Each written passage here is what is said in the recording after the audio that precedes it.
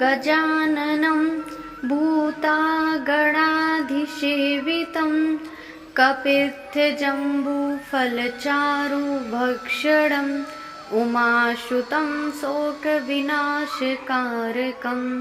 नमामि विघ्नेश्वरं पादपंकजम। श्री गणेशाय नमः। सभी भक्तों को सादर प्रणाम। आप सभी भक्तों पर श्री गणपति देव की कृपा सदा सर्वदा इसी तरह बनी रहे। आज आप सब रसपान कीजिए ज्येष्ठ मास कृष्ण पक्ष की गणेश चतुर्थी की व्रत कथा। पार्वती जी ने पूछा कि हे पुत्र, ज्येष्ठ मास की चतुर्थी का किस प्रकार पूजन करना चाहिए? इस महीने के गणेश जी का क्या नाम है? भोजन के रूप में कौन सा पदार्थ ग्रहण करना चाहिए? इसकी विधि का आप संक्षेप में वर्णन कीजिए। गणेश जी ने कहा, माता, ज्येष्ठ कृष्ण चतुर्थी सौभाग्य एवं पति प्रदायिनी है। इस दिन मूसकरथा नामक गणेश जी की भक्ति पूर्वक पूजन करना चाहिए। इस दिन घी निर्मित भोज्य पदार्थ अर्थात हलवा, लड्डू, पूरी आदि बनाकर गणेश जी को अर्पित करें। ब्राह्मण भोजन के पश्चात स्वयं भोजन करें। हे पार्वती माता, इस व्रत का अनुष्ठान जो भी मनुष्य पूर्ण श्रद्धा भाव से करता है उसकी सभी मनोकामनाएं सिद्ध हो जाती हैं। इस व्रत में मनुष्य को रात्रि में चंद्र दर्शन करते हुए चंद्र को जल अर्पित करना चाहिए और उसके पश्चात मेरी विधि विधान से पूजा करने के बाद भोजन करना चाहिए। उसके सभी कार्यों में आने वाले विघ्न दूर हो जाते हैं। अब मैं आपको पूर्वकालीन इतिहास का वर्णन कर रहा हूँ। गणेश पूजन और व्रत की विधि जो पुराण में वर्णित है उसे सुनिए। सतयुग में 100 यज्ञ करने वाले एक पृथु नामक राजा हुए। उनके राज्य अंतर्गत दयादेव नामक एक ब्राह्मण रहते थे। वेदों में निष्णात उनके 4 पुत्र थे। पिता ने अपने पुत्रों का विवाह गृह सूत्र के वैदिक विधान से कर दिया। उन चारों बहुओं में बड़ी बहू अपनी सास से कहने लगी, हे सासू जी, मैं बचपन से ही संकट नाशन गणेश चतुर्थी का व्रत करते आई हूँ। मैंने पितृगृह में भी इस शुभदायक व्रत को किया है। अतः हे कल्याणी, आप मुझे यहाँ व्रत अनुष्ठान करने की अनुमति प्रदान करें। पुत्र वधू की बात सुनकर उसके ससुर ने कहा, हे बहू, तुम सभी बहुओं में श्रेष्ठ और बड़ी हो। तुम्हें किसी प्रकार का कष्ट नहीं है और न ही तुम बिछुड़ी हो। ऐसी स्थिति में तुम किस लिए व्रत करना चाहती हो? हे सौभाग्यवती, अभी तुम्हारा समय उपभोग करने का है। ये गणेश जी कौन है? फिर तुम्हें करना ही क्या है? कुछ समय के पश्चात बड़ी बहू गर्भिणी हो गई। 10 मास के बाद उसने सुंदर बालक का प्रसव किया। उसकी सास बराबर बहू को व्रत करने का निषेध करने लगी और व्रत छोड़ने के लिए बहू को बाध्य करने लगी। व्रत भंग होने के फलस्वरूप गणेश जी कुछ दिनों में कुपित हो गए और उसके पुत्र के विवाह काल में वर वधू के सुमंगली के समय उसके पुत्र का अपहरण कर लिया। इस अनहोनी घटना से मंडप में खलबली मच गई। सब लोग व्याकुल होकर कहने लगे, लड़का कहाँ गया? किसने अपहरण कर लिया? बारातियों द्वारा ऐसा समाचार पाकर उसकी माता अपने ससुर दयादेव से रो रो कर कहने लगी, हे ससुर जी, आपने मेरे गणेश चतुर्थी व्रत को छुड़वा दिया है, जिसके परिणाम स्वरूप ही मेरा पुत्र विलुप्त हो गया है। अपनी पुत्र वधू के मुख से ऐसी बात सुनकर ब्राह्मण दयादेव बहुत दुखी हुए। साथ ही पुत्र वधू भी बहुत दुखित हुई। पति के लिए दुखित पुत्र वधू प्रति मास संकट नाशन गणेश चतुर्थी का व्रत करने लगी। एक समय की बात है कि एक वेदज्ञ और दुर्लभ ब्राह्मण भिक्षाटन के लिए इस मधुर भाषणी के घर आया।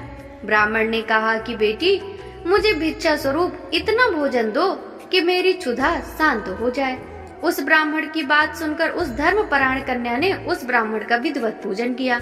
भक्ति पूर्वक भोजन कराने के बाद उसने ब्राह्मण को वस्त्र आदि दिए।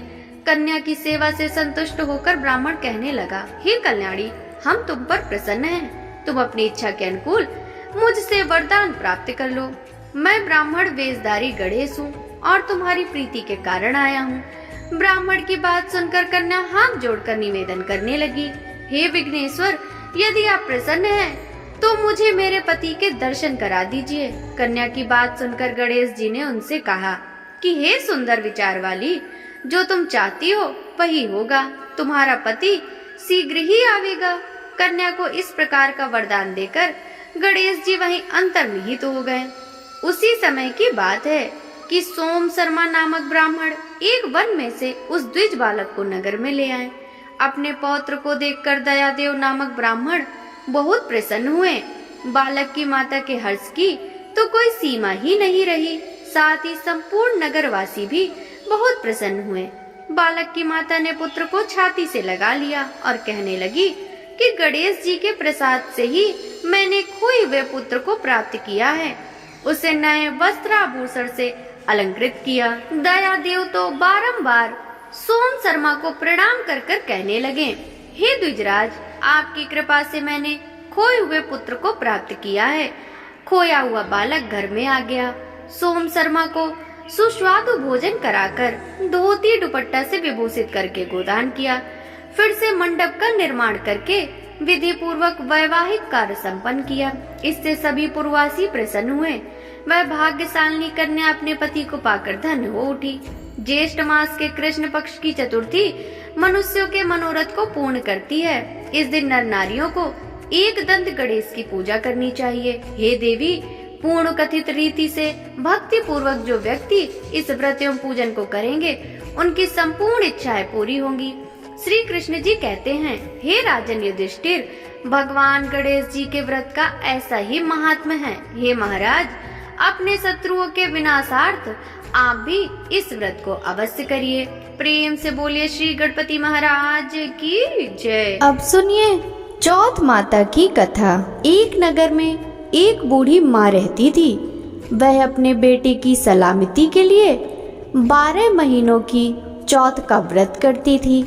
हर चौथ को पंसारी से थोड़ा सा गुड़ और घी लाकर 4 लड्डू बनाती, एक बेटे को देती, एक से पूजा करती, एक हथकार के लिए निकालती और एक चांद उगने पर खुद खा लेती थी। एक बार उसका बेटा ताई से मिलने गया। ताई ने चौथ का व्रत रखा था। ताई से पूछा, माँ तो 12 चौथ करती है। ताई बोली, तेरी माँ तेरी कमाई से तेरा माल खाने के लिए 12 चौथ करती है। तू परदेश जाए तो वह एक भी चौथ नहीं करेगी। लड़के को लगा ताई सच कह रही है। घर आकर माँ से कहा, माँ मैं परदेश जा रहा हूँ, यहाँ तू मेरी कमाई खाने पीने में ही उड़ा देती है। माँ ने समझाकर रोकना चाहा पर बेटा नहीं माना। माँ ने उसे साथ ले जाने के लिए चौथ माता के आंखें दिए और कहा, मुसीबत में ये आंखें तेरी मदद करेंगे। वह आंखें लेकर रवाना हो गया। घूमते हुए वह एक नगर में पहुंचा। उसने देखा एक बूढ़ी माँ रोती जा रही थी और पुआ बनाते जा रही थी। उसने कारण पूछा तो बूढ़ी माँ ने कहा, बेटा इस नगर की पहाड़ी पर एक दैत्य रहता है। पहले वह नगर में आकर कई लोगों को खाने के लिए मार देता था। अब राजा हर घर से एक आदमी दैत्य के पास भेजता है और आज मेरे बेटे की बारी है, इसलिए रो रही हूँ और उसी के लिए पुए बना रही हूँ। वह बोला, तू पुए मुझे खिला दे, तेरे बेटे की जगह मैं चला जाता हूँ। बूढ़ी माँ ने खीर पुए उसे खिला दिए। खा पी कर वह सो गया। रात को राजा के सैनिक आए तो बूढ़ी माँ ने उसे भेज दिया। दैत्य के सामने पहुँचने पर उसने चौथ माता के आंखें दैत्य की तरफ फेंक कर कहा, हे चौथ माता, यदि मेरी माँ मेरी सलामती के लिए व्रत करती है तो दैत्य का सिर कटकर गिर जाए। तुरंत दैत्य का सिर कटकर गिर गया। लड़का वापस आ गया। राजा ने उसे उपहार देकर विदा किया। चलते हुए एक दूसरे राजा के नगर में पहुंचा। इस राज्य में आवा तभी पकता था जब एक इंसान की बलि दी जाती थी। सिपाहियों ने उसे पकड़कर आवे में चुन दिया। लड़के ने आंखें आवे में डाले और कहा, हे चौथ माता, यदि मेरी माँ मेरे लिए व्रत करती है तो आवा मेरी बलि लिए बिना ही झट से पक जाए। आवा तुरंत पक गया।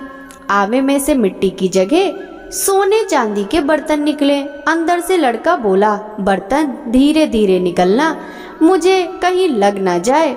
राजा ने उसे निकलवाया और पूछा, इस आवे से तुम कैसे बच गए?